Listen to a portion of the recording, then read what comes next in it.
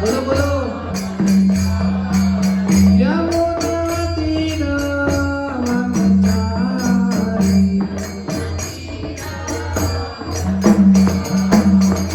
जय Radha Madhava Kunj Bihari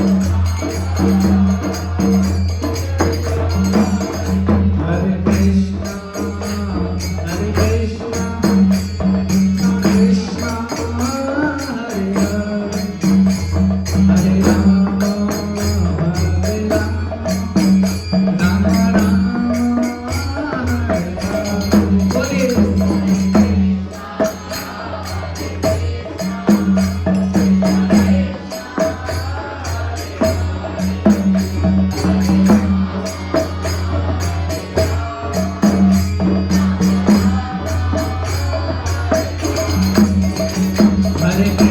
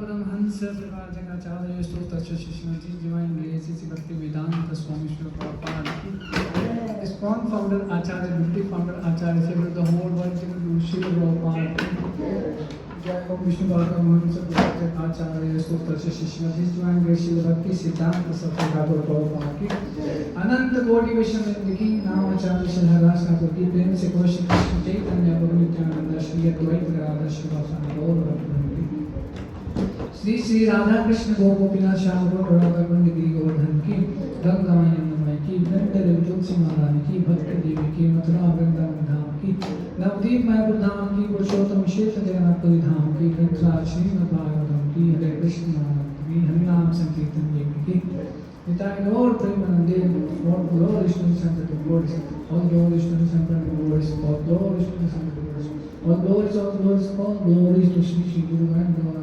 glories to Shri Prabhupada. Shri Prabhupada ki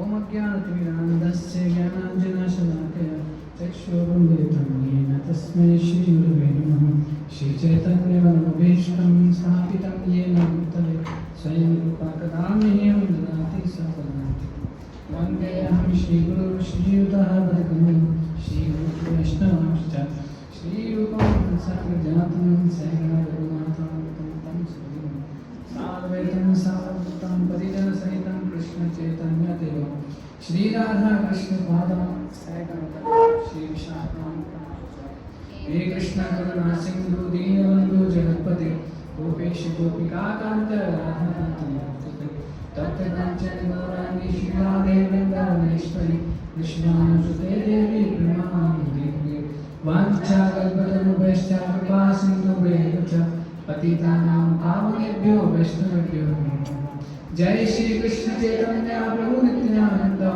Shri Advaita श्रीवासादि गौर भक्तवृंद हरे कृष्णा कृष्णा कृष्णा हरे हरे हरे राम राम हरे हरे नमो विष्णुपादाय कृष्णाय भूतले श्रीमते भक्ति वेदांत स्वामी नमस्ते सारस्वती देवी गौरवाणी प्रचारे निर्विशेष शून्यवादी पाश्चात्यदेशधारिणी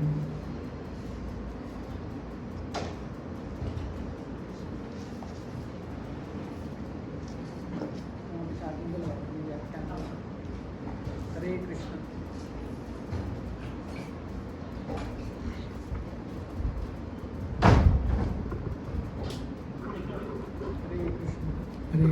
आवाज बढ़ा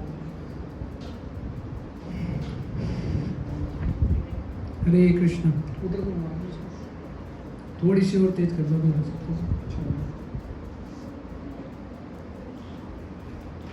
तो आप सबका स्वागत है आज की भगवत गीता की संध्या कालीन कक्षा में। आप सबसे अनुरोध है आप आगे आ सकते हैं थोड़ा ताकि पीछे नए लोग कोई आएंगे तो डिस्टर्बेंस क्रिएट ना करें।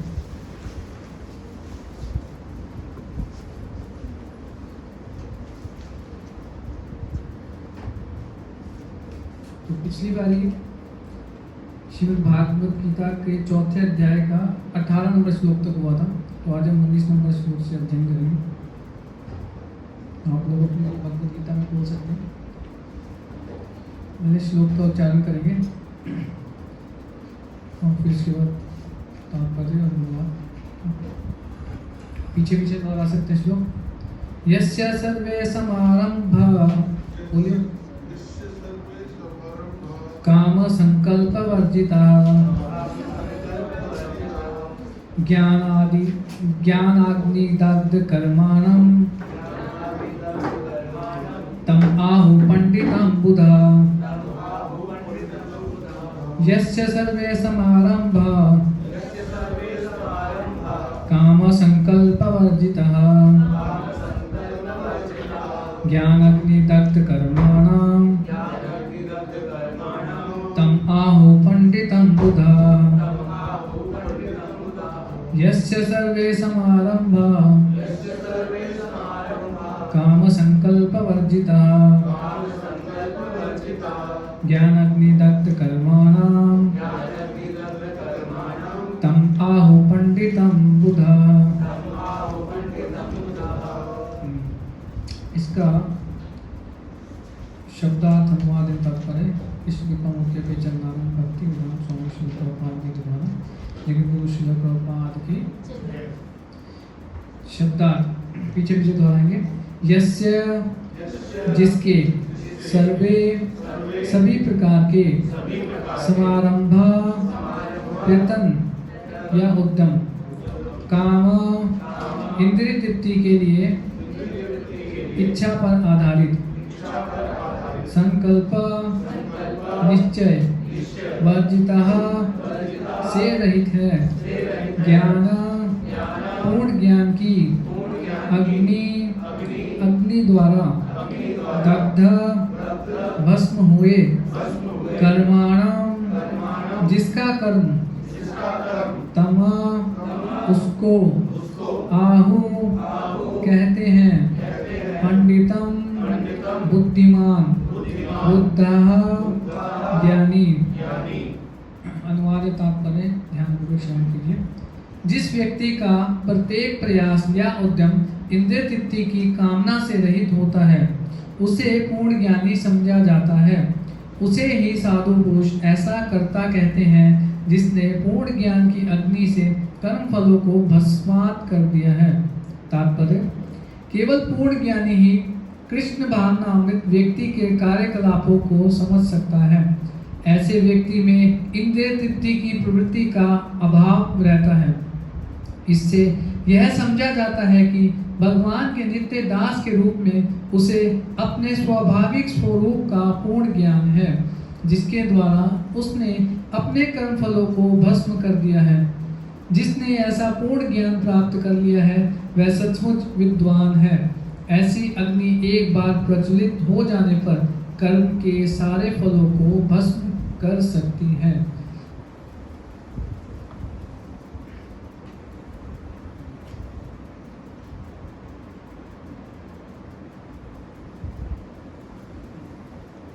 तो इससे पिछले वाले श्लोक में आप लोगों ने श्रवण किया होगा। इसमें भगवान बता रहे हैं कि जो व्यक्ति कर्म में अकर्म देखता है और अकर्म में कर्म देखता है ना, वास्तव में वही सत्य को देखता है ना? वही सभी मनुष्यों में बुद्धिमान है और सभी प्रकार के कर्मों में प्रवृत्त रहकर भी दिव्य स्थिति में रहता है ना। तो जैसा कि इस अध्याय का नाम है, क्या नाम है इस अध्याय का? दिव्य ज्ञान। कौन सा ज्ञान? दिव्य। दिव्य ज्ञान क्यों है इसका नाम पता है आपको? क्यों दिया गया है इसको दिव्य ज्ञान का नाम? कौन बताएंगे? अलौकिक ज्ञान से क्या मतलब है?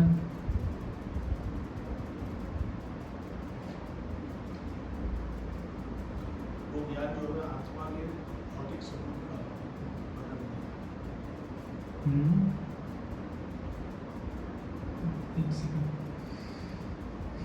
तो दिव्य ज्ञान का अर्थ है कि दिव्य यानी कि भगवान कौन है, हम जीव कौन है और भगवान से हमारा संबंध क्या है ना।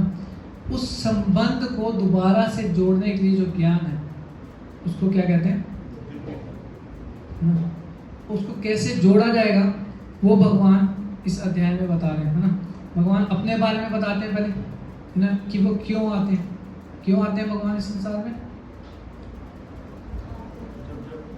बोलो जोर से। धर्म की रक्षा करने के लिए।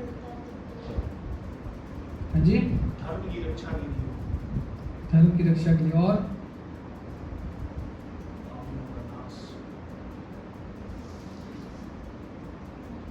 बताइए और किस लिए आते हैं भगवान?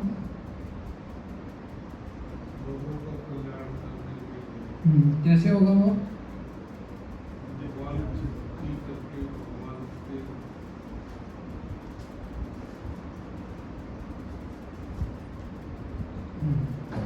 तो इसमें अच्छा भगवान आते हैं परित्राणाय साधुना विनाशाय च दुष्कृतां धर्म संस्थापनार्थाय संभवामि युगे युगे। साधु पुरुषों की रक्षा करने के लिए, दुष्टों का नाश करने के लिए और धर्म की दोबारा स्थापना करने के लिए भगवान कह रहे हैं मैं हर युग में अवतरित होता हूँ। यदा यदा हि धर्मस्य ग्लानिर्भवति भारत अभ्युत्थानमधर्मस्य तदात्मानं सृजाम्यहम्। इसलिए भगवान आते हैं। इसी अध्याय के भगवान 7-8 श्लोकों में बता रहे हैं, 7 नंबर और 8 नंबर, है ना। अब आज का जो हमारा श्लोक है इसमें भगवान बता रहे हैं कि जिस व्यक्ति के सारे प्रयास इंद्रिय तृप्ति की कामना से रहित होते हैं उसे पूर्ण ज्ञानी लोग जो है क्या समझा जाता है। साधु पुरुषों का ऐसा मत है। साधु पुरुष मतलब कि जिनको आत्म साक्षात्कार हो चुका है ना, जो भगवान की सेवा में हमेशा लगे रहते हैं, उनका ऐसा मत है ना। और क्या उसको लाभ प्राप्त होता है कि ऐसे पूर्ण ज्ञान की अग्नि से सभी के सभी कर्म फलों को भस्मात कर दिया जाता है ना।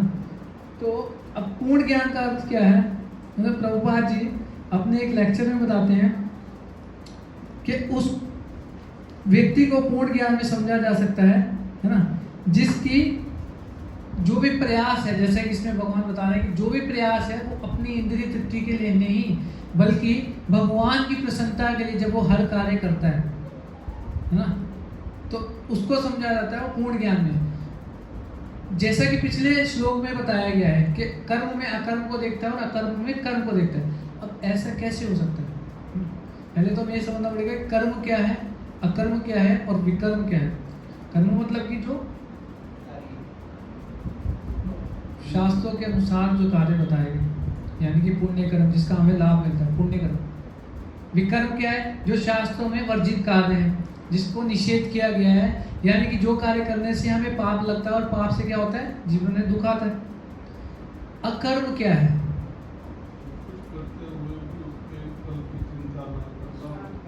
हाँ, निष्काम, यानी कि हाँ भगवान के लिए जब कोई भी हम प्रयास करते हैं उसको अकर्म कहा जाता है। अकर्म क्यों कहा जाता है? क्योंकि उसका ना तो आपको पाप लगता है और ना ही पुण्य लगता है। क्यों? पाप तो चलो बुरा है, मान लिया जीवन में दुख आएगा उसके बाद, पुण्य कैसे बुरा है?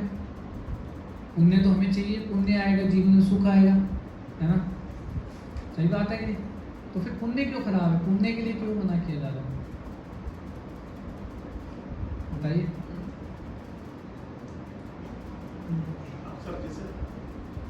जिससे ईश्वर प्राप्ति हो जाए उसके लिए क्या पाप है?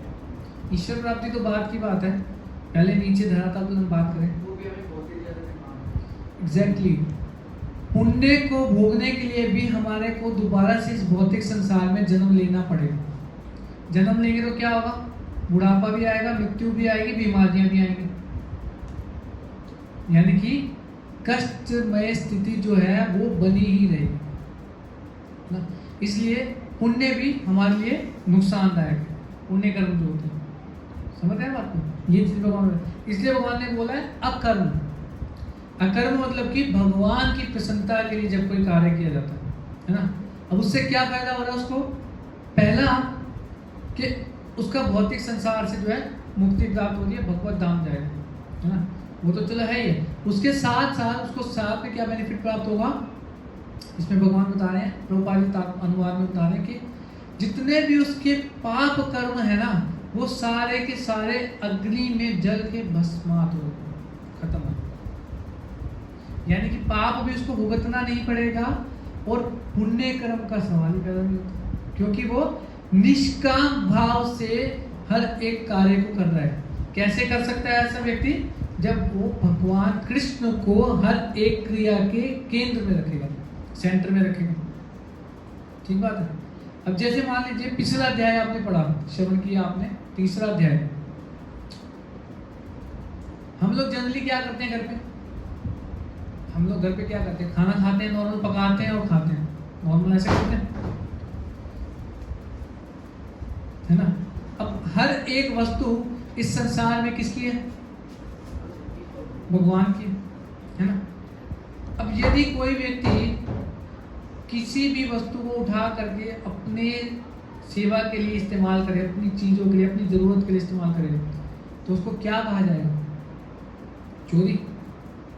भगवान की है, भगवान से पूछे बिना, मान लीजिए कोई आपके घर में आए, मान लीजिए मैं आपके घर में आऊँ, है ना, और आप अंदर कुछ किचन में सामान लेने गए हैं या कमरे में गए हैं, आपके टेबल के ऊपर बाहर कोई बहुत कीमती सामान पड़ा हुआ, मान लीजिए मोबाइल फ़ोन पड़ा हुआ है, मेरे को पसंद आया, मैंने उठा के उसको जेब में डाल दिया और घर ले आया आपने सब, तो क्या गलत है? गलत है कि नहीं है? क्यों गलत है? बिना पूछे, बिना अनुमति के उसको मैंने ले लिया। इसी प्रकार से हर एक वस्तु जो इस संसार में हम देखते हैं, सुनते हैं, महसूस करते हैं, वो किसकी है? भगवान की है। लेकिन हम क्या सोचते हैं? हमारे लिए है, भगवान ने हमारे लिए तो दिए, तो हमने अगर इसका थोड़ा सा इस्तेमाल कर लिया अपने लिए तो क्या गलत किया? ठीक बात है, कोई गलत नहीं। लेकिन भैया एक बात बताओ, जिसका सामान है उससे पूछना तो पड़ेगा, पूछना पड़ेगा कि नहीं? कोई अगर नहीं पूछेंगे तो क्या है? वो चोरी है। चोरी करेंगे तो क्या होगा? सजा मिलेगी। ठीक बात है। तो जाने अनजाने ऐसे हम पूरे दिन में कितनी ही चोरियां करते हैं, जाने अनजाने, क्योंकि हम जानते नहीं हैं। अब उसी कारण से हमारे जीवन में सुख आता है, दुख आएगा ना। फिर हम क्या करते हैं, पता नहीं, हम तो कभी किसी का बुरा चाहते नहीं है, सोचते नहीं है और करते भी नहीं है, फिर हमारे साथ ही बुरा क्यों होता है, हमें समझ नहीं। ये कारण है, इस कारण से होता है। क्यों? भगवान गीता, भगवत गीता में ही 3 अध्याय के 13 नंबर श्लोक में बता रहे हैं। देखो, बहुत साधारण सा एग्जाम्पल देके बता रहे हैं भगवान कह रहे, यज्ञ शिष्टा सिनासंतो मुच्यन्ते सर्व किल विषय ये पश्चातात्म कारणात् मुञ्जते ते अघम पापा ये पश्चातात्म कारणात्। भगवान कृष्ण कह रहे हैं कि जो भी व्यक्ति अपने स्वाद के लिए और अपना उदर भरण के लिए, पेट भरने के लिए केवल भोजन पकाता है और खाता है ना, वो क्या कर रहा है? केवल पाप पका रहा है और पाप खा रहा है। तो पाप पकाएगा व्यक्ति और खाएगा तो क्या होगा? सुख आएगा जीवन में? ये लगा दीजिए, सुख आएगा जीवन में? नहीं आएगा ना, दुख आएगा। पाप खाएंगे तो पाप बढ़ेंगे, हमारे पाप बढ़ेंगे तो दुख आएगा। स्वाभाविक, सिंपल सा फंडा है, इसमें कोई रॉकेट साइंस नहीं। लेकिन फिर भगवान आगे बताते हैं कि जो लोग यज्ञात् कर्मणो अन्यत् लोकोऽयं कर्म बन्धनात् तदर्थं कर्म कौन्तेय मुक्त संगा समाचरा। भगवान कह रहे, जो लोग अपने हर एक कार्य को यज्ञ की तरह करते हैं, यानी कि यज्ञ में आहुति डालने की तरह करते हैं, सरल और सरल भाषा में करें इसको, तो मुझे अर्पित करते हुए हर कार्य को करते हैं, क्या होता है? मुक्त संगा समाचरा, सारे के सारे पापों से वो मुक्त हो जाते हैं। मुश्किल है, समझ में आ रही है ये चीज? इसमें तो कोई मुश्किल नहीं है। मुझे सेंटर में रखने का क्या मतलब है? अर्पित करने का क्या मतलब है? उनसे अनुमति लेना। जब भगवान को भोग लगाया जाता है तो क्या भगवान कृष्ण,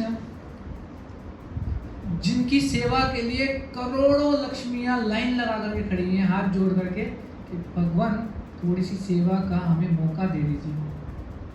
कौन बोल रहे हैं ये बात? ब्रह्मा जी स्वयं बोल रहे हैं। क्या बोल रहे हैं? चिंतामणि प्रकर सत्म सुकल्प वृक्षा लक्षामृतेषु सुरभिरभिपालयन्तम् लक्ष्मी सहस्रशत संभ्रम सेव्यमानम् गोविंदमादि पुरुषम तमहं भजामि। उन गोविंद भगवान का मैं भजन करता हूँ जिनका धाम जो है चिंतामणि पत्थर से बना हुआ है। चिंतामणि पत्थर मतलब कि जहाँ पे टच कर दोगे सोना बन जाएगा। उस पत्थर से उनका पूरा मतलब पूरा महल है। और जहाँ पर सुरभि गाय वो होती है जिनसे जब चाहे जितना मर्जी चाहे आप दूध प्राप्त कर सकते हो। और वो दूध भी साधारण नहीं होता है, वो फ्लेवर्ड मिल्क होता है। फ्लेवर्ड मतलब कि जैसे यहाँ पे मिलता है ना, ये तो तथाकथित फ्लेवर्ड होते हैं, chocolate flavour, vanilla flavour, strawberry flavour.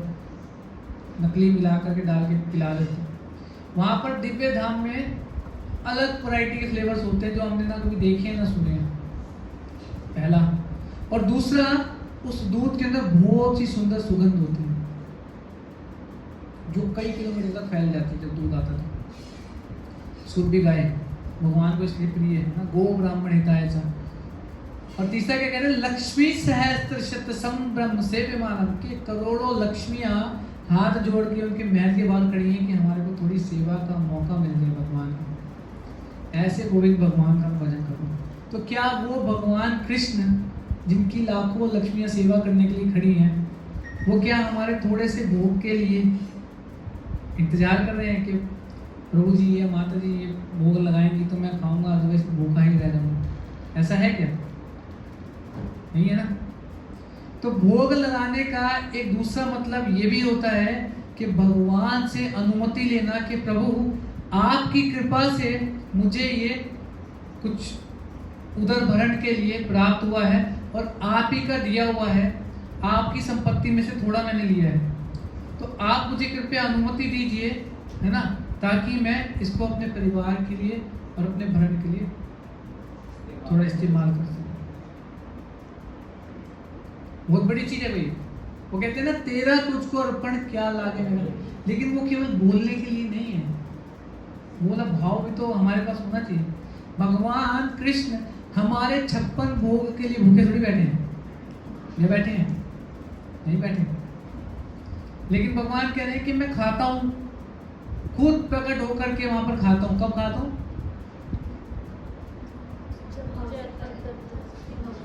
कब खाता हूं? भक्ति भाव के साथ में। और 56 भोग को नहीं खाता हूं, आपके 56 भोग को स्वीकार नहीं करता हूं। भगवान कह रहे हैं क्या स्वीकार करता हूं? तद अहम भक्ति उपृतम अश्नामि प्रेतात्मना। आपकी जो भक्ति है ना आपके हृदय में मेरे प्रति, जो शरणागति है, उस भक्ति को मैं स्वीकार करता हूं उस भोग के माध्यम से, और उसे अनुभव करके मैं संतुष्ट हो जाता हूं। 56 भोग नहीं चाहिए। भगवान उसी श्लोक में बोल रहे हैं क्या? पत्रम पुष्पम फलम त्वयम। ये 4 चीजें यदि कोई मुझे भक्ति भाव से अर्पित करता है ना, स्वीकार करता है। क्या वो 4 चीजें? पत्रम, एक तुलसी पत्ता, केवल एक तुलसी पत्ता भगवान को चढ़ा देंगे ना भक्ति के साथ में, भगवान संतुष्ट हो जाएगा। पत्रम पुष्पम, एक फूल कोई भी तोड़ के भगवान को अर्पित कर दीजिए। फलम, कोई भी फल भगवान को अर्पित कर दीजिए। भगवान कह रहे कुछ नहीं है आप यार, बिल्कुल भूखे नहीं हो आप, खाली हो आप, बिल्कुल रोड और रोड़ा मचा रखे, कुछ नहीं है प्रभु मेरे पास, मेरा कुछ है नहीं, सब तो आपका ही, मैं क्या दूं आपको? भगवान कहते तो अगर कुछ नहीं खरीद सकते ना, तो थोड़ा सा जल भी ला करके मेरे को अर्पित कर दोगे ना, भगवान कह रहे हैं अश्नामि प्रेतात्मना, उसी में संतुष्ट हो जाऊंगा, और कुछ नहीं चाहिए। 56 भोग नहीं चाहिए। जब भगवान कृष्ण हस्तिनापुर गए थे, दिल्ली में, अभी दिल्ली नाम है, हस्तिनापुर आए थे, दुर्योधन क्योंकि डिप्लोमेट था, है ना, डिप्लोमेट समझते क्या बोलते हैं, रणनीति वाला, एकदम डिप्लोमेसी, षड्यंत्र रचने वाला ऐसा माइंडसेट। तो पहले एक बार बलराम जी गए थे, बलराम जी को उसने वहाँ पे खूब सेवा करी। शकुनी मामा उनके थे, उनके कहने पर कि बलराम जी आए हैं, इनकी खूब सेवा करो। और क्यों सेवा करो? यूं ही मुफ्त में नहीं सेवा करनी है, गदा युद्ध सीखो, इनसे निपुण हो जाओ, और ताकि कल को जब फाइट होगी, पांडवों के साथ में युद्ध होगा, तो तुम्हें मदद मिलेगी। और साथ में हो सकता है ये बलराम जी भी हमारे को युद्ध में साथ दें, उनसे युद्ध करने में, तो हमारी विजय निश्चित हो जाएगी। दुर्योधन को आइडिया अच्छा लगा, खूब सेवा किया। कई महीने बलराम जी वहाँ रुके थे हस्तिनापुर में, उनके महल, खूब खिलाता पिलाता था, और रिक्वेस्ट किया जा करके कि मुझे आपका शिष्य स्वीकार कर लीजिए, और मैं आपसे गदा युद्ध सीखना चाहता हूँ। आपके जैसा गदा चलाने वाला तीनों लोगों में कोई नहीं, नो डाउट इसमें कोई नहीं है, बलराम जी से बढ़िया गदा कौन युद्ध कर सकते गदा युद्ध, ऐसे जाके उसने मक्खन लगाया। अब बलराम जी बहुत सरल स्वभाव के, बिल्कुल एकदम, बलराम जी प्रसन्न हो गए उसकी सेवा से थोड़ी सी। बलराम जी ने कहा ठीक है, हम तुम्हें सिखाएंगे। बलराम जी ने रोज सिखाना शुरू किया। और स्नेह तो होते ही है, क्योंकि शिष्य के साथ जब संबंध बनता है गुरु का और शिष्य का, तो स्नेह स्वाभाविक रूप से होता है। और इतने महीने रुके भी साथ में, और बलराम जी वैसे ही विष्णु तत्व में साथ में, स्वयं कृष्ण है। ठीक है, हो गया। तो फिर बलराम जी गए, उन्होंने बहुत उनको बींगा गुरु माना था ना दुर्योधन ने, तो बहुत उपहार दिया, बहुत सम्मान के साथ में उनको विदा किया, वापिस द्वारका गए। फिर जब युद्ध के आसपास की बात है, शायद भगवान कृष्ण जाते हैं वहां पर, सभी एकत्रित हो रहे होते हैं, भगवान कृष्ण भी जाते हैं हस्तिनापुर, दिल्ली। अब सेम आइडिया शकुनी मामा दुर्योधन को देते हैं कि कृष्ण आए हैं, इनको अगर अपनी साइड करना है, सेवा करो इनके जाकर। भगवान कृष्ण इतनी सरलता से किसी की बातों में नहीं आने देते, उनको कौन घुमा सकता है, वो सारी सृष्टि घुमा रहे हैं। तो बहुत कहा भाई 56 भोग बनाया है आपके लिए, ये किया है, वो किया है, आप एक बारी सेवा का मौका दीजिए, है ना। बहुत उसने बटरिंग किया, भगवान फ्लैटरिंग किया, बहुत बटरिंग किया, मक्खन लगाया बहुत। लेकिन भगवान कृष्ण नहीं गए। कहाँ गए भगवान? कहाँ गए? विदुर जी के घर पे गए थे, है ना। विदुर जी के घर पर जा करके गए तो वहां पे विदुरानी उनकी वाइफ है थी, विदुर जी बाहर गए थे। अब उनका इतना प्रेम, इतना स्नेह भगवान कृष्ण को देख करके वो भूल गई कि भगवान आए हैं, क्या करूं, क्या आसन दूं, क्या खाने को दूं। उतने अच्छे उनके घर में नहीं था, उतने आर्थिक स्थिति से देखा जाए तो उतने अच्छे नहीं थे, है ना। तो केले रखे थे घर में। अब वो भगवान को देखे जाए, क्योंकि भगवान कृष्ण इतने सुंदर है, कंदर्प कोटि कमनीय विशेष, करोड़ों करोड़ों कामदेव की सुंदरता को भी मात दे दे, इतने सुंदर है भगवान। विदुरानी देख करके मोहित हो गई है भाई साहब, इतने सुंदर। अब वो लेके तो आई, केले रखे हैं सांस में, केले का जो अंदर का गुदा होता है वो निकाल के फेंके जा रही है, और केले के छिलके भगवान को दिए जा रही है। और भगवान भी भक्ति भाव में केले के छिलके खाए जा रहे हैं, खाए जा रहे हैं, खाए जा रहे हैं। आप सबसे मेरा एक प्रश्न है कि हम कितना कहते हैं अपने जीवन के अंदर कि वो मेरा बहुत चाहता है, बहुत प्रेम करता है, हमारी आज्ञा का पालन करता है, बात सारी मानता है, हमारी बात के विरुद्ध कभी नहीं जा सकता, हमारी बात कभी नहीं काट सकता, है ना। पूरी दुनिया के अंदर कोई भी व्यक्ति का नाम अपने दिमाग में लिया है, ये जो आपको लगता है कि हमारी बात कभी नहीं मानेगा, आप उसको घर में बुलाइए और केले का छिलका खिला के दिखाइए, क्या खाएगा कोई व्यक्ति हमारे हाथ से? आप चाहे अपनी पूरी संपत्ति उसके नाम रख दीजिए, फिर वो केले के छिलके नहीं खाएगा। क्या खाएगा? किसी कीमत पे नहीं खाएगा। तो भगवान से ज़्यादा करुणामयी, इतना सॉफ्ट हार्टेड कोई और होगा दूसरा इस संसार में? भगवान गीता में बोला सुहृदम सर्वभूतानां, सारे के सारे जीव जितने भी इस संसार में हैं, चाहे वो भौतिक संसार में है, चाहे वो आध्यात्मिक संसार में है, भगवान के सभी का मैं शुभ चिंतक हूँ, हित चाहने वाला हूँ। केले के छिलके कोई नहीं खाएगा, लेकिन भगवान ने खाए। फिर विदुर जी आते हैं घर के अंदर, देखते हैं अरे ये विदुरानी क्या कर रही है, भगवान कृष्ण आए हैं घर में, उनको केले के छिलके खिला दिए। वो थोड़ा सा हिलाते हैं, कहते हैं मेरे को पता ही नहीं चला, भगवान की सुंदरता को देख करके मैं इतना मोहित हो गई कि मुझे पता ही नहीं चला, माफ कर दिया। लेकिन भगवान भी खा रहे, देखो मजे मजे में खा रहे हैं। उसके 56 भोग पकवान छोड़ करके भगवान केले खा रहे, छिलके खा रहे, है ना। तो वापिस आते हैं आज के इस पे कंटेस्ट पे कि ये दिव्य ज्ञान है। दिव्य ज्ञान का मतलब क्या है कि अपनी इंद्र तृप्ति को छोड़ करके भगवान की संतुष्टि के लिए जब कोई कार्य किया जाता है तो उसको क्या बोलते हैं? उसको कहते हैं वास्तविक प्रेम। यदि कोई अगर हम इस संसार में कहने के लिए हम कहते हैं कि हम उससे बहुत प्रेम करते हैं, या वो व्यक्ति हमारे से बहुत प्रेम करता है, हमारे लिए कुछ भी कर सकता है। बहुत सुनते हैं ना, आम सी बात है, आम से डालो।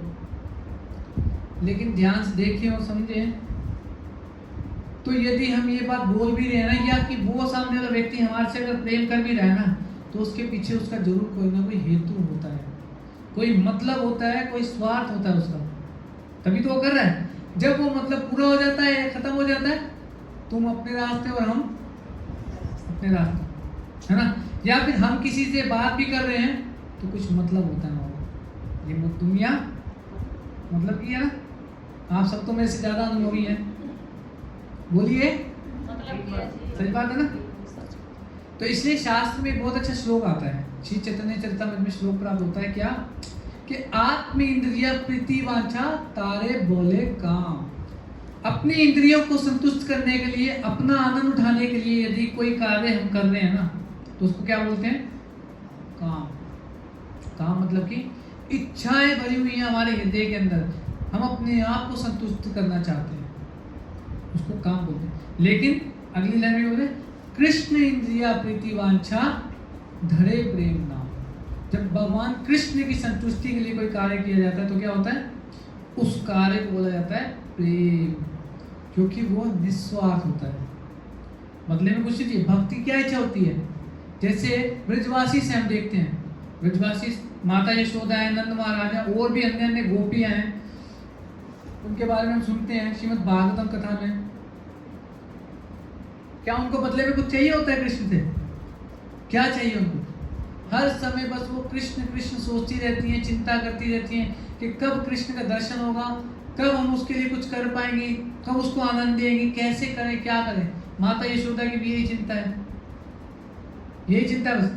क्या बदले में उनको ये इच्छा है कि हमारे को कुछ फायदा मिलेगा, धनाल्य हो जाएंगे, रत्न मिलेंगे हमारे को, है कुछ इच्छा।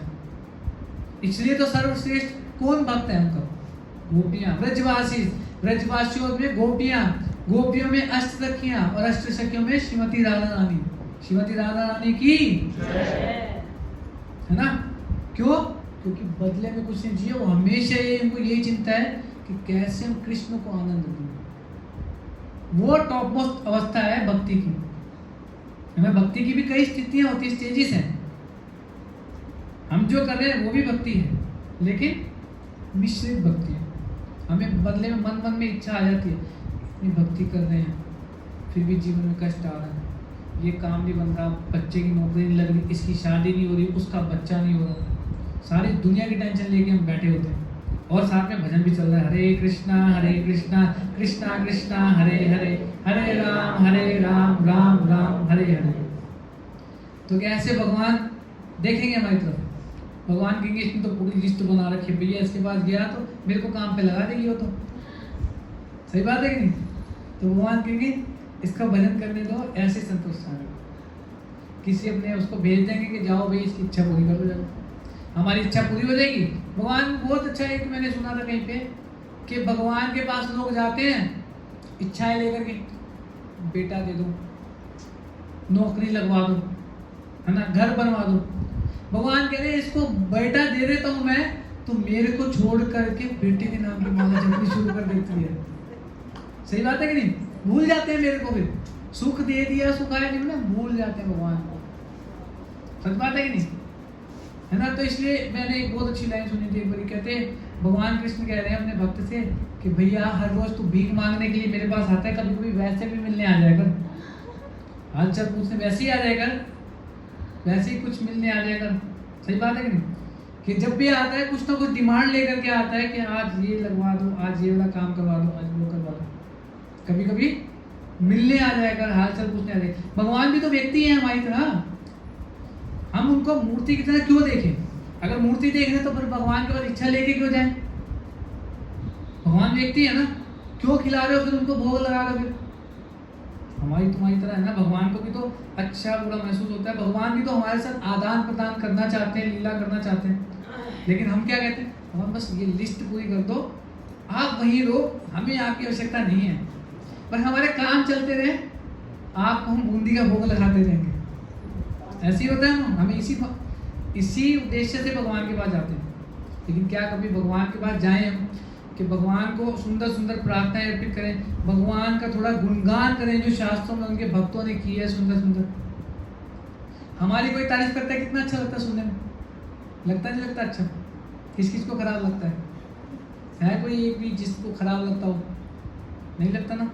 लेकिन कोई व्यक्ति हमारे पास रोज आ रहा है, मान लीजिए अपना बेटा ही क्यों ना हो, रोज आ रहा है, रोज वो पैसे मांग रहा है, कभी कह रहा है गाड़ी खरीदनी है, कभी कह रहा है फीस भरनी है, कभी कह रहा है आज गर्लफ्रेंड को घुमाना है, कभी कुछ, रोज पैसा मांग रहा है, लेकिन आपसे आकर के कभी हालचाल नहीं पूछा, कभी आपके पाँव नहीं दबाए, कभी कुछ कोई सेवा नहीं करी, बस पैसे मांग रहा है। लेकिन फिर भी क्या करे, बेटा तो अपना ही है, फिर भी दे दे, लेकिन कहीं ना कहीं दिल में कष्ट तो होता है। लेकिन एक वो दूसरा बेटा है, वो आकर के सेवा कर रहा है, भोजन भी परोस के खिला रहा है, पका के, है ना, चरण भी दबा रहा है, रात को सुला भी रहा है, सारा आपका ध्यान रख रहा है, तो कौन ज्यादा, किसके लिए हृदय में ज्यादा स्नेह होगा, किसके लिए होगा बोलिए? छोटे के लिए, जो दूसरा है उसी के लिए होगा स्वाभाविक रूप से। तो ऐसे ही जो भगवान की सेवा में दिन रात लगा हुआ, 24 घंटे लगा हुआ है, भगवान उसकी पहले सुनेंगे या जो रोज भीख मांगने आ रहा है उसकी सुनेंगे? भगवान को प्रिय तो हुआ है ना। हालांकि भगवान भेदभाव नहीं करते, भगवान कह रहे हैं समोहम सर्वभूतेषु ना मे द्वेषो अस्ति ना प्रिया। भगवान कह रहे सबके प्रति समभाव रखता हूँ, किसी से द्वेष नहीं करता, कोई मेरा दुश्मन नहीं है, कोई मेरा प्रिय नहीं है।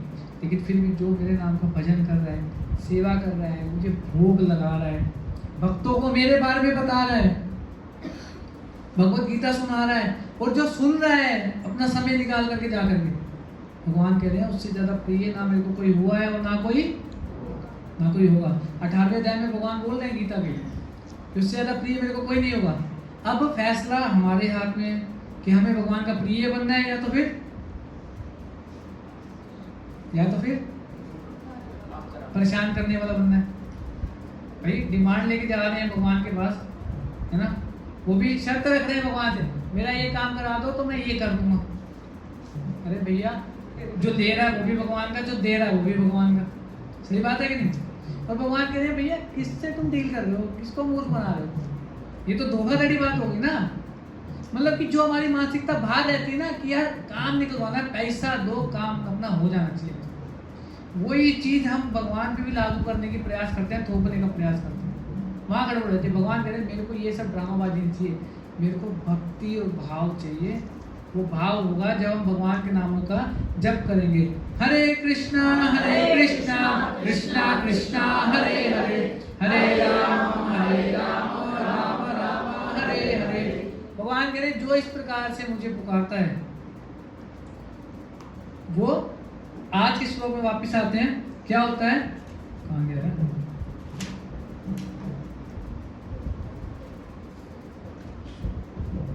हाँ, कि वो उसके सारे के सारे जो कर्म है वो भस्मात हो जाते हैं, पाप कर्म, है ना, और पुण्य कर्म बनते नहीं। क्यों? क्योंकि वो मेरे को केंद्र में रख के यज्ञ की तरह कर्म कर रहा है, उसका हर एक कार्य क्या बन जाता है, यज्ञ के समान बन जाता है ना। अब आप कहोगे हमने तो हवन कुंड लगाया नहीं, अग्नि जलाई नहीं, ब्राह्मण बुलाया नहीं, ये कैसा यज्ञ है? प्रभु किस किस में प्रश्न आ रहा है?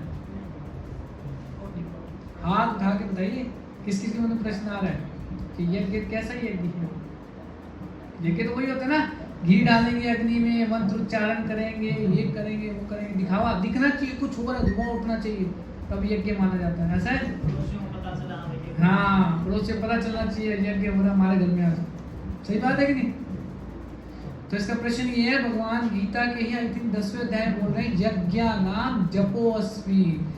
यदि कोई मेरे नाम की एक माला फेर रहा है ना, तो मान लो उसने एक यज्ञ कर लिया जीवन में।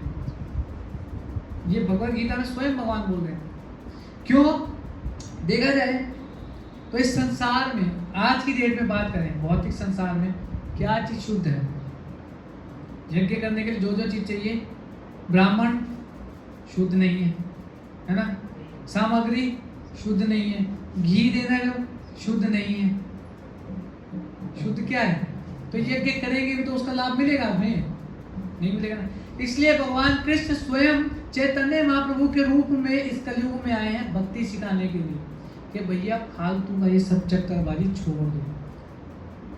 भगवान कह रहे केवल हरे कृष्ण महामंत्र का यदि आप जप करोगे तो सारी की सारी सिद्धियां आपको जीवन में प्राप्त हो जाएंगी, सारा सुख प्राप्त हो जाएगा। और मरने के बाद भगवान कह रहे शरीर छोड़ने के बाद जीवन में अंत में मेरे पास आओगे। इससे बड़ा फायदा वो कहीं मिलेगा हमारे को? बताओ। लेकिन फिर भी हम प्रभु जी जप नहीं कर सकते, 100 टेंशन है घर में, बहुत कुछ करना होता है, टाइम ही नहीं मिलता हमारे को। सच बात है कि नहीं? आप में से कितने लोग हैं जो जब करते हैं घर पे भी माला फेरते हैं भगवान के नाम की? माला फेरने का मतलब है कि भगवान को धन्यवाद दे रहे हैं कि भगवान आपकी कृपा से आज का दिन फिर मैंने देखने को मिल गया है, आपकी कृपा से सब घर में सुख शांति है, आपकी कृपा से सब सही चल रहा है। ये एक तरीके से धन्यवाद दे रहे हैं भगवान को कि एक बार फिर से आपके दर्शन करने का, आपके भक्तों के संग में आने का, आपके नाम जप करने का मौका आपने हमें दिया है। धन्यवाद दे रहे हैं। धन्यवाद भी कहाँ दे पाते हैं भगवान को? नहीं दे पाते। जो कुछ दिया है भगवान की कृपा से बहुत सारे लोगों से बहुत अच्छा जीवन जी रहे हैं हम लोग, कि नहीं जी रहे? लेकिन फिर भी जब भी भगवान का जाते हैं कंप्लेंट लेकर के जाते हैं, शिकायत लेकर के जाते हैं, ये हो गया, वो हो गया, उसका एक्सीडेंट हो गया, उसकी टांग टूट गई, वो फेल हो गया। क्या हो रहा है भगवान? माला उल्टा काम कर रही है। ये नाम जब उल्टा काम कर रहा है, अच्छा होने की बजाय गलत हो रहा है सारा। सही बात है कि? तो कहने का मतलब ये है कि जीवन में उतार चढ़ाव आएगा। एक तरीके से हम लोगों की परीक्षा होती है। भगवान देखते हैं कि थोड़ा सा हवा का झोंका इसको देते हैं, कितना ये दृढ़ है भक्ति में, सेवा में लगे रहने। जैसे अगली क्लास में भेजना है बच्चे को, मान लीजिए चौथी क्लास में बच्चा भी पढ़ रहा है, तो हर साल उसकी परीक्षा होती है कि नहीं होती? पेपर होता है स्कूल में। क्यों होता है? क्यों होता है पेपर? क्या चेक करेंगे? क्या चेक करने के लिए। हाँ, कि योग्यता है कि नहीं है ना? और योग्यता होती है तो क्या होता है? पास हो जाता है। पास होके क्या होता है? इसी प्रकार से भगवान हमारा भी टेस्ट लेते हैं कि इसको अब अगली क्लास में भेजना है भक्ति की, तो क्या ये तैयार है कि नहीं है? हम क्या अरे भगवान हमसे ना हो पाएगा। हम तो सबसे पहले माला को ही दूर कर देते हैं कि ये माला की वजह से टेंशन होगी, इसने दूर कर दो भैया। होता नहीं होता ऐसे? इसी के कारण होता है। जब से माला शुरू करी है सारा उल्टा दिन मेरा शुरू हो गया है। शनि की 7.5 दिन लग गई है, मंगल ग्रह खराब हो गया, सूर्य बुध सब बिगड़ गया है प्रभु जी। ऐसे होता है ना होता? हम माला को और भगवान हमारे ऐसे हंसते हैं जैसे हम हंस रहे हैं ना, वो ऐसे हंसते हैं। भगवान देखो कहते हैं ये देखो यार थोड़ा सा इसको जीवन में वो आया और माला छोड़ दिया, अभी टाइम लगेगा, अभी कच्चे हैं, है ना? तो हमें तो ऐसे परिस्थिति में क्या करना चाहिए? क्या करना चाहिए? जोर से बोलो। और दृढ़ता के साथ ज्यादा एक माला एक्स्ट्रा करनी चाहिए कि भगवान आपको दिखा देंगे, हम भी पीछे हटने वालों में से हम एक माला एक्स्ट्रा करेंगे और ज्यादा ध्यानपूर्वक करेंगे। कुंती महारानी कौन है? पांडवों की माता कुंती महारानी। उनके जीवन में कितना कष्ट था सुना है आप सब लोगों ने। बचपन से ही पहले उनके पति की मृत्यु हो गई पांडु की, है ना? और बच्चे बिना पिता के हो गए, कौरवों के पास में रह रहे हैं, और कौरव ऐसे कि हर क्षण उनको मारने का प्रयास कर रहे हैं कि कैसे करके उनको खत्म करे और पूरा राज्य अपना हो जाएगा, है ना? उनको जहर वाला केक खिला रहे हैं, भीम को रस्सियों से बांध के नदी में फिकवा दिया, है ना? वहां पे सांपों ने डस लिया, वो अलग बात है, उनके ऊपर कृपा थी भगवान की। भगवान हमेशा साथ थे उनके, हमेशा हर एक समस्या में मदद करिए भगवान ने। क्यों मदद करिए? क्यों पता है? क्योंकि हमेशा वो भगवान के ऊपर निर्भर थे। वो ये नहीं सोच रहे थे कि हम कर लेंगे, हम जीतते दिखाएंगे, इनको हराएंगे।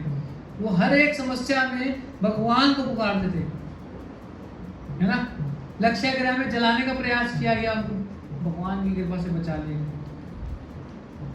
फिर झूठा उनको युद्ध क्रीड़ा में फंसाया, जुआ खेला उनके साथ में, उनका सब कुछ हरवा लिया, छीन लिया, यहाँ तक कि उनकी पत्नी को भी छीन लिया, और उस पत्नी को भरी सभा में निर्वस्त्र करने का प्रयास किया गया।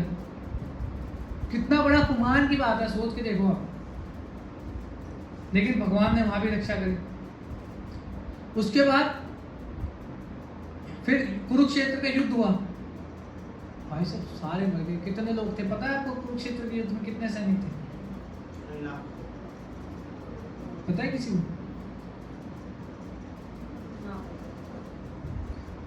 नहीं, अगर मैं गलत नहीं, शायद 65 करोड़ लोग थे, और कोई ना बचा था केवल 5 पांडवों के अलावा, एक सात्विकी भगवान कृष्ण।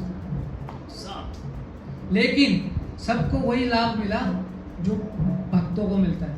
सारे के सारे मुक्त होकर के भगवान के धाम में गए। क्यों? भगवान कृष्ण स्वयं वहां पर उपस्थित थे। उनका दर्शन करते करते सबने शरीर छोड़ा। अब इतना सब कुछ हुआ, देखो इतना सब कुछ हुआ। मजे की बात आप ये है, इतनी विपदाओं के बाद, संकटों के बावजूद भी जब सब शांत हो गया, सब सेटल हो गया, भगवान कृष्ण वापिस जा रहे हैं रथ पे बैठ करके द्वारिका, हस्तिनापुर से द्वारका। भगवान कह रहे सब खत्म हो गया, नॉर्मल हो गई सिचुएशन, अब ना वापिस जा रहे। कुंती महारानी उनसे प्रार्थना कर रही, उनकी बुआ लगती है ना, उनसे प्रार्थना कर दिया, विपदा संतोता शाश्वत तत्र तत्र जगत गुरु भवतो दर्शनम स्यात् अपुनर्भव दर्शनम। भगवान कृष्ण ने कहा कि बुआ मैं आपको वरदान देना चाहता हूँ, कुछ मांगिए। उनको तो पता है भगवान है स्वयं, मैं आपको वरदान देना चाहता हूँ, कुछ मांगिए। तो कुंती महारानी ने ये श्लोक बोला कि विपदा संतोता शाश्वत, कि भगवान कृष्ण, उनको पता है कि भगवान है, मुझे आप जीवन में कष्ट दीजिए, संकट दीजिए, तकलीफ दीजिए, संकट दुख आए जीवन में मेरे बहुत।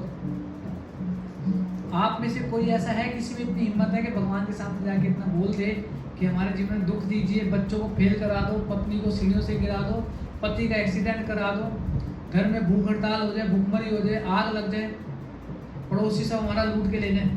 करते हैं हम कोई ऐसी प्रार्थना? कभी आपने किसी को सुना हो ऐसी प्रार्थना करते हुए भगवान से कि सब कुछ अच्छा अच्छा चल रहा है, हमने दुख का अनुभव ही नहीं किया कभी, बहुत साल हो गए, बहुत सुख चल रहा है जीवन में, कुछ तो दुख होना चाहिए ना जीवन के अंदर। तो ऐसी प्रार्थना कर रहा हो कोई भगवान से जा करके कि दुख दो भगवान मुझे हो। कभी आपने सुना हो किसी को इतिहास में करते हुए ऐसी प्रार्थना? क्यों? डर लगता है कहीं सुन ली भगवान ने तो सच में हम तो कहीं के ना रहेंगे, डर लगता है ना। अब देखो वो प्रार्थना करने में डर लगता है, लेकिन नॉर्मल प्रार्थना करने में पता नहीं, फिर सोचते हैं कि भगवान सुनते तो है नहीं, पता नहीं सही में है भी भगवान के नहीं है, डाउट आ जाता है। लेकिन ऐसी प्रार्थना नहीं भगवान सुन लेंगे तो भैया बवाल हो जाएगा, सच बात है कि नहीं?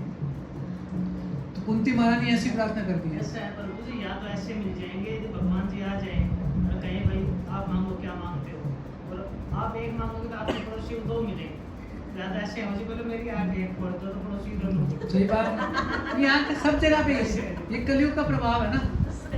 कलयुग के अंदर लोग अपने दुख से दुखी नहीं है, पड़ोसी के सुख से दुखी है कि ये इतना खुश क्यों है भैया, ये समस्या है ना। लेकिन भगवान को कौन प्रिय है कि जो खुद दुख में रहते रहते पड़ोसी का सुख मांग रहा है। भगवान कहेंगे इसको पहले मेरे को देना पड़ेगा। एक सेम इंसिडेंट आता है, गजेंद्र की कथा आती है। गजेंद्र भगवान के भक्त हुए, अपने परिवार के साथ नदी में स्नान कर रहे थे, मगरमच्छ ने उनकी टांग पकड़ ली। मगरमच्छ पानी में होता है, वो पानी का जानवर है, उसने टांग पकड़ ली, पानी में शक्तिशाली, और हाथी पानी में कमजोर पड़ जाता है। कई हजार साल तक युद्ध चला, लेकिन वो धीरे धीरे खींचने लग गया, खून निकले जा रहा, कमजोर पड़ गया।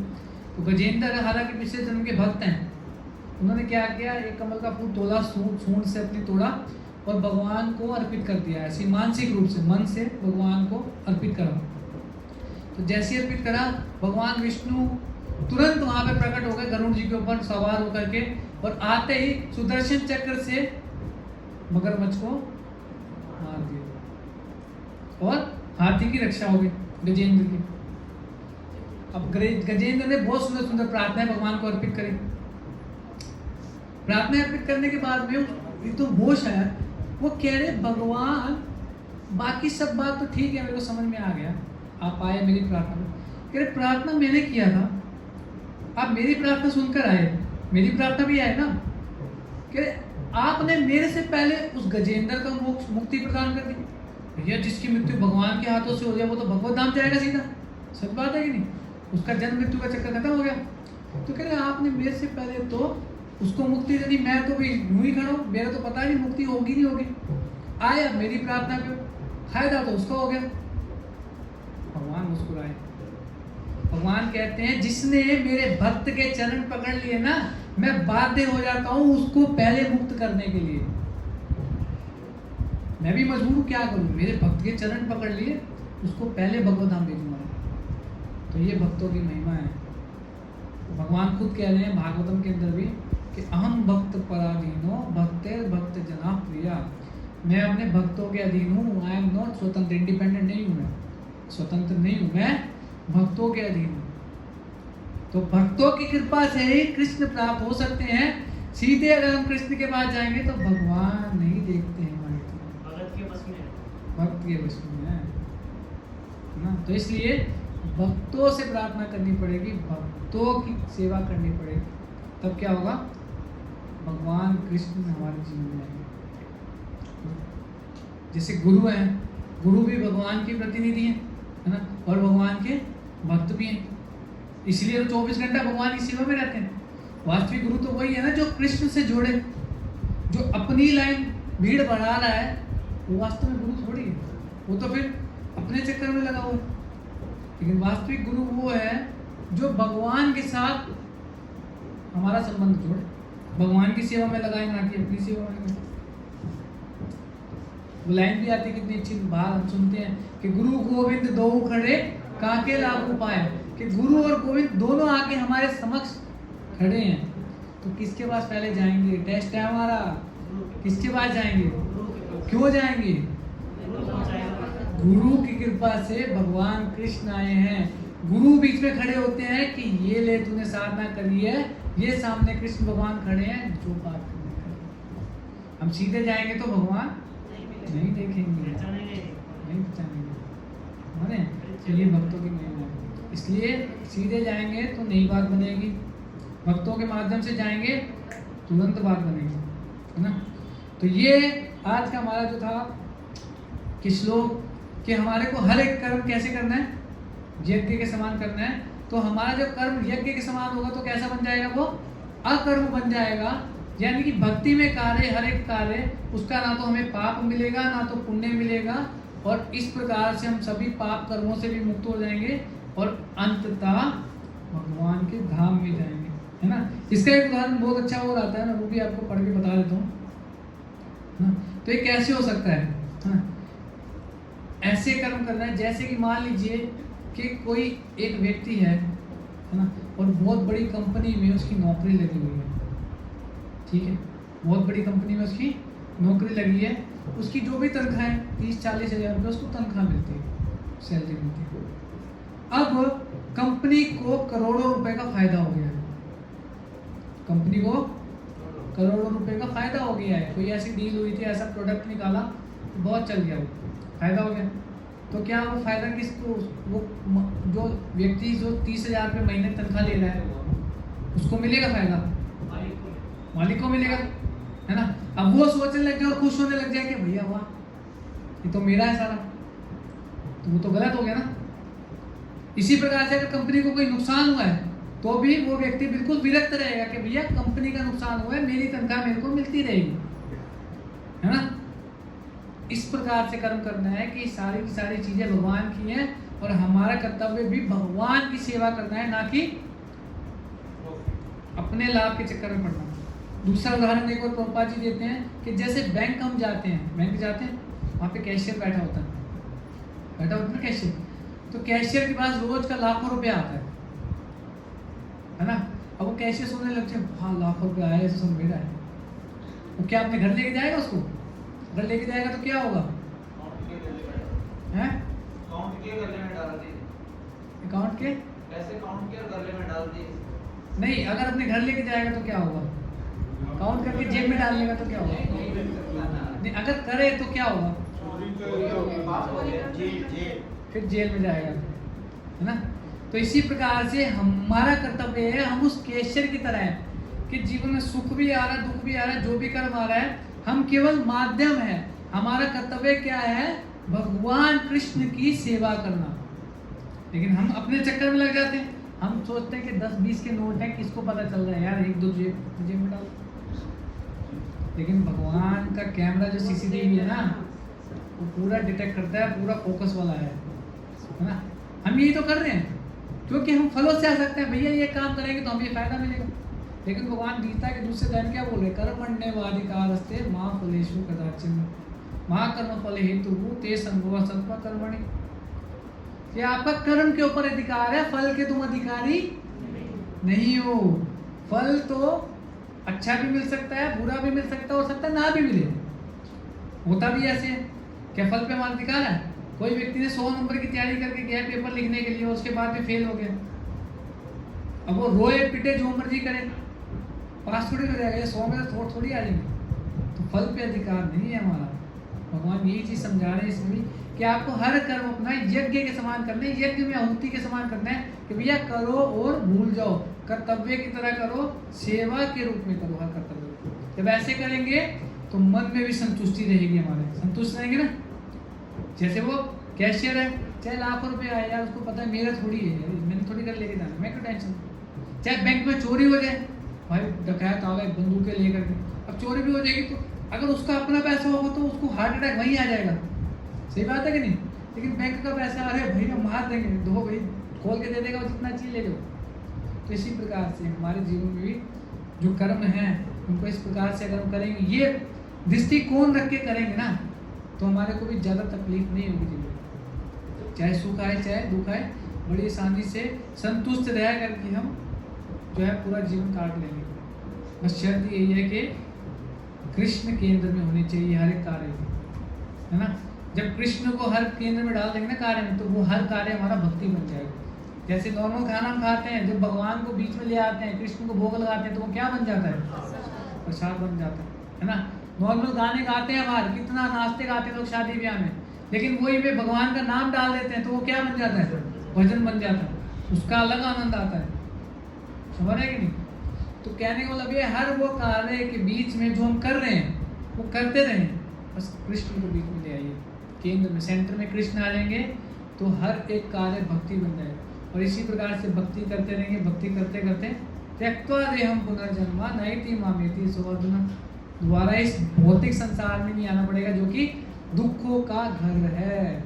यहाँ पे दुखी है ना, सुख है, कोई है ऐसा जो सुख वाला है हमें? कोई नहीं है, कोई भी नहीं है। हंस रहे सारे, कह रहे दुखी हैं प्रभु जी बहुत, हम तो हंस के बोल रहे बहुत दुखी है प्रभु जी, क्या विडम्बना है देखो, है ना। तो आज हमने ये सब चीज़ें डिस्कस की हैं, तो यहीं पे स्टॉप करेंगे, रुकते हैं। अगर आपका किसी का कोई प्रश्न है तो आप बता सकते हैं, 5-7 मिनट प्रश्न ले लेंगे आपका कुछ, अदरवाइज फिर हम आरती के लिए चलेंगे। कुछ प्रश्न है तो आप पूछ सकते हैं आज से, या कुछ आगे पीछे कुछ प्रश्न पूछना चाहें कुछ पूछ सकते हैं।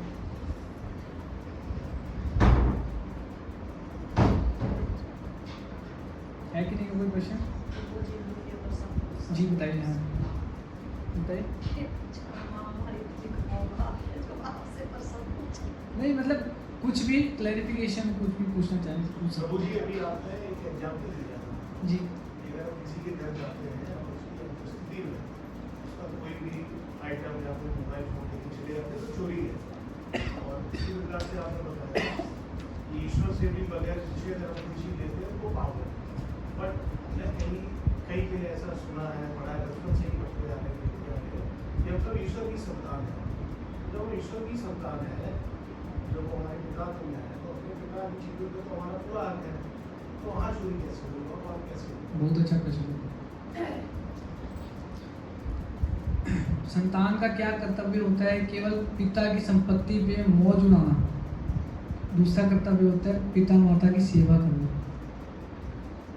सेवा तो कर नहीं रहे हैं, अय्याशी पूरी कर रहे हैं हम उनकी धन दौलत के ऊपर। तो क्या आजकल के जो माता पिता हैं वो तो बेदखल कर देते हैं बिल्कुल, लेकिन भगवान तो बेदखल नहीं कर रहे, हमारे लिए वायु नहीं रोक रहे। ऐसा तो नहीं है कि इसके घर पे बारिश नहीं होगी, इसके घर पे बिल्कुल रोशनी नहीं आनी चाहिए, सूरज की एक किरण नहीं गिरनी चाहिए, पानी वानी सब बंद कर दो, ऑक्सीजन बंद कर दो, फल फ्रूट अनाज उनाज इसके घर पे कुछ नहीं जाएगा। हम क्या सेवा कर रहे हैं? भगवान की जो कर्तव्य है हमारा, सेवा तो कर नहीं रहे, मौज पूरी उड़ा रहे। इवन जो व्यक्ति भगवान को गाली भी दे रहा है ना, भगवान उसको भी खिला रहे हैं, नहीं खिला रहे बताओ। और जिसको जितनी जरूरत है उतना उसको सप्लाई कर रहे हैं भगवान। हाथी कितना टन गन्ना खा जाता है एक दिन में, पता है आपको? ठीक है, सबको खिला रहे हैं भगवान, चींटी को भी खिला रहे हैं, हाथी को भी खिला रहे हैं, हमें भी खिला रहे हैं, भगवान तो खिला रहे हैं। इसलिए तो भगवान सूर्य करते हैं। निश्चित रूप से हम भगवान के अंश हैं, लेकिन हमारा कर्तव्य है, केवल एक कर्तव्य तो हम देख रहे हैं क्योंकि इसमें हमारा फायदा है कि लूटो भाई जितना लूट सकते हो, लेकिन रूप तो ठीक है, भगवान की सेवा भी तो करो। सेवा करेंगे वो तो ये करेंगे, जैसे दो भाई हैं, सेवा वो करेगा, संपत्ति सारी मेरे नाम पे कर दो, होता है सब, समझ गए आप? तो हमारा कर्तव्य है सेवा करना, तो सेवा भी करेंगे तो और आनंद आएगा। निश्चित रूप से भगवान के अंश है। भगवान गीता में बोलते हैं 15वां अध्याय 7 नंबर श्लोक, ममे वांछो जीवलोके जीवभूत सनातना, ये सारे के सारे मेरे अंश हैं। फिर एक जगह पे बोल रहे हैं सर्वयोनिषु कौन्तेय मूर्तय संभवन्ति च तासा अहम ब्रह्म हत्योनि अहम बीज प्रदापिता, बीज प्रदान करने वाला पिता। 9वें अध्याय में बोल रहे हैं भगवान पितामहस्य जगतो माता धाता पितामह, मैं ही पिता हूँ, मैं ही माता हूँ, मैं ही धाता हूँ, पालन करने वाला सब कुछ मैं ही हूँ। उपदृष्टानुमंता चा भर्ता भोक्ता महेश्वरा, कितनी जगह पे भगवान ने बोला भगवत गीता में मैं अहम सर्वस्य प्रभो मत्ता सर्वम प्रवर्तते, 10वां अध्याय 8 नंबर श्लोक में भगवत गीता। लेकिन हम भगवान को केवल जब तक अपना स्वार्थ होता है तब तक भगवान के पास जाते हैं, अपना स्वार्थ है ना, भगवान का इस्तेमाल करते हैं, भगवान का इस्तेमाल करते हैं, सेवा नहीं करते। सेवा करेंगे वो हमारा वास्तविक कर्तव्य है। जैसे मान लीजिए भगवान के अंश हैं, ये उंगली इस शरीर का हिस्सा है, या बाजू ये शरीर का हिस्सा है, अब इस बाजू को काट के फेंक देंगे तो जो फेंकेंगे उसका क्या हाल होगा, क्या होगा, सड़ जाएगी, है ना। इसी प्रकार से हम भगवान के अंश हैं, तो हमें भगवान का अंश होने के नाते हमारा कर्तव्य है भगवान के साथ जुड़े रहना। जुड़े रहेंगे तो जीवित रहेंगे, अलग हो जाएंगे तो चिंगारी जैसे आग से बाहर निकल के बुझ जाती है ना, वैसी हमारी हालत। आप सब ज़्यादा अनुभवी हैं मेरे से कि भौतिक संसार में हमारी क्या हालत होती है या है अभी भगवान से विमुख होकर के। तो कर्तव्य पूरा करेंगे। जो लोग सेवा में रहते हैं भगवान की, वो मस्त रहते हैं, किसी चीज़ की कमी है। प्रभुपाद जी, शिव प्रभुपाद जिन्होंने स्कोन की स्थापना करी, मात्र 40 रुपये लेकर के 70 वर्ष की आयु में पानी के जहाज से 2 महीने की यात्रा कर कर अमेरिका गए थे प्रचार करने के लिए, लोगों को कृष्ण देने के लिए। रास्ते में 2 बार उनको हार्ट अटैक आए थे, समझ रहे हैं? किस लिए गए थे? उनको कोई मतलब नहीं था, मस्त वो रह करके वृंदावन में कहीं पे भी कुटिया बना करके भजन कर सकते थे। क्यों गए बाहर? प्रचार करने के लिए, ताकि जो लोग इस भौतिक संसार में सड़ रहे हैं, दुख तकलीफ उठा रहे हैं ना, उनको कृष्ण से जोड़ देंगे ना। तो देखो क्या प्रभुपाद ने कर दिया भाई साहब, कोई व्यक्ति सोच नहीं सकता इस संसार में। 40 रुपये लेकर के गए थे और जब वापस लौटे थे वो 40 रुपये बचा करके वापस ले आए थे। 108 मंदिरों की स्थापना कर दी उन्होंने। तो वो भगवान से एम्पावर्ड है, भगवान से शक्तिप्रद है। इसी प्रकार से जब तक वो चिंगारी आग में रहेगी तो जलती रहेगी। जैसे हम भगवान के अंश हैं, तो जो गुण भगवान के अंदर है वो गुण हमारे अंदर भी हैं, लेकिन ढके हुए हैं। भगवान में विभु मात्रा में, हमारे में अणु मात्रा में। भगवान समुद्र है, हम समुद्र के गुण हैं, लेकिन हैं।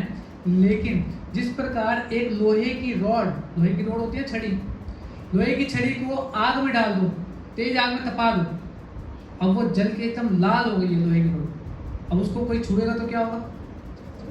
जल जाएगा। लोहे अग्नि का काम करेगी ना।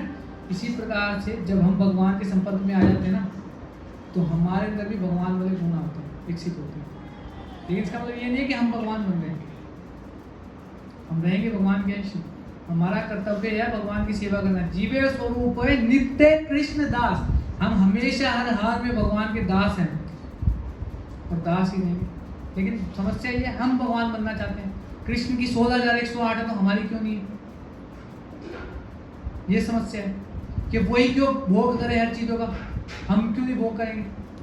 भगवान बोल रहे कि तुम्हें भोगता राम यज्ञ तपसाम सर्वलोक महेश्वरम, भोगता मैं हूं भाई।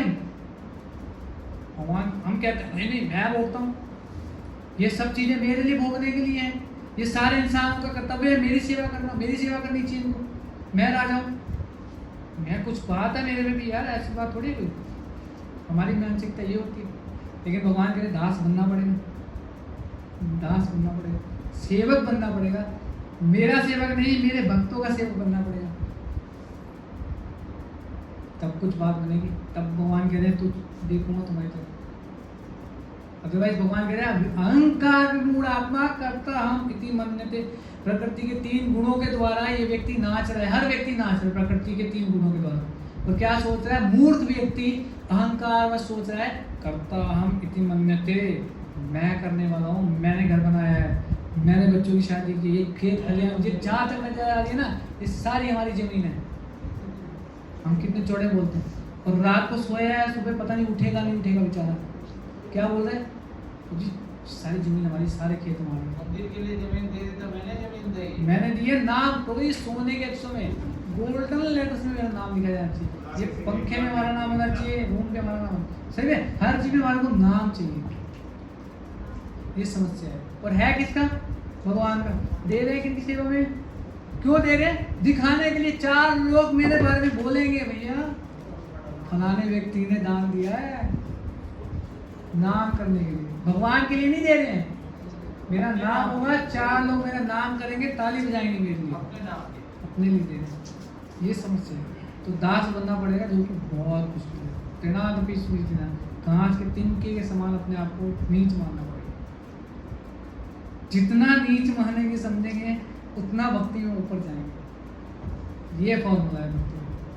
इसलिए कहते हैं उपदान का महत्व उपदान से ज्यादा जहाँ पे दिया जाता है।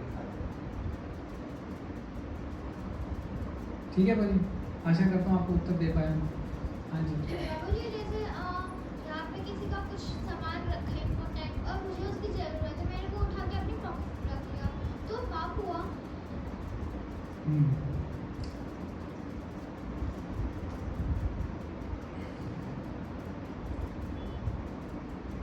यहाँ पर एक जरूरी इंपॉर्टेंट सामान रखा हुआ है।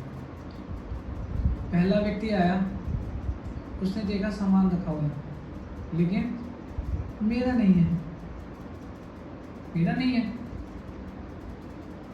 छोड़ दिया, चला गया। दूसरा व्यक्ति आया, उठाया, जेब में डाली, मेरा नहीं है लेकिन मेरे को जरूरत है, उठाया और लेके चला गया। तीसरा व्यक्ति आया, उसने देखा सामान पड़ा हुआ है लेकिन मेरा नहीं है। मेरा नहीं है तो किसी का तो छूटा है, और उसको कितना जरूरत होगी, कितना जरूरी होगा उसके लिए। मान लीजिए किसी का ड्राइविंग लाइसेंस है या कुछ भी है, मोबाइल है, कोई कुछ भी इंपॉर्टेंट लैपटॉप है, कुछ उसका कितने जरूरी कागजात होंगे, इसके अंदर डॉक्यूमेंट्स होंगे, मेरा नहीं है। तो वो व्यक्ति उसको जाकर के ढूंढेगा कि किसका है भाई, सही व्यक्ति के हाथ में, वो समझदार है। हमारा नहीं है। चाणक्य पंडित एक श्लोक कोट करते हैं, लोष्टवत् परदारेषु मात्रवत् परदारेषु परद्रव्येषु लोष्टवत्, कि जो हमारा नहीं है ना, उसको हमेशा कूड़े के समान, मिट्टी के समान देखना चाहिए। चाहे वो धन हो, सोना हो, चांदी हो, हीरे ज्वारत, कुछ भी। अगर हमारा नहीं है और फिर भी हम उसके ऊपर अधिकार जताने का प्रयास कर रहे हैं, जबरदस्ती ले भी आए ना, तो पहली बात तो कई गुना करके हमारे को लौटाना पड़ेगा, हमारे से छीन लिया जाएगा। वो भी उसके अलावा कई गुना हमारे को उसको चुकाना पड़ेगा, यानी कि कष्ट आएगा जीवन में बहुत बड़ा, उसके लिए तैयार होना। तो जो नहीं है वो हमारे लिए मल के समान होना चाहिए। मल मतलब समझते हैं ना, मल के समान होना। ठीक है, और किसी का कोई क्वेश्चन है? ठीक है, तो हम यहीं पे स्टॉप करते हैं। अगर कोई पूछना हो तो आप अलग से पूछ लीजिएगा, क्योंकि आरती का समय हो गया है और फिर संकीर्तन में जाना। श्री श्री राधा राधिका कृष्ण भगवान की, श्री श्री कृष्ण बलराम की, श्री श्री गौर निताय की, श्री श्री जगन्नाथ बलदेव सुभद्रा महाराज की, जगत गुरु श्री भगवान की, गौर प्रेमानंदे। आप सबका बहुत बहुत धन्यवाद। हरे कृष्णा कृष्णा कृष्णा हरे